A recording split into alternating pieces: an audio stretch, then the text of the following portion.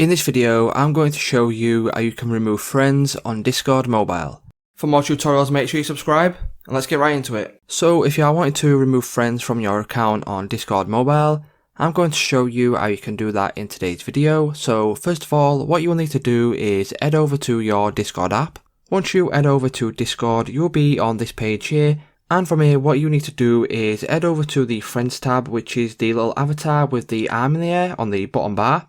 So once you are on your Friends tab, all you simply need to do is find the friend that you want to delete or remove from your list.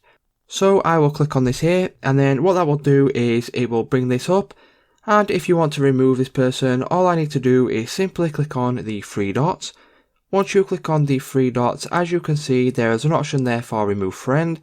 If you click on remove friend, what that will do is it will say this friend has been removed. And as you can see on my friends tab, that friend is no longer there listed under my friends. So that's how you can go ahead and delete friends on Discord.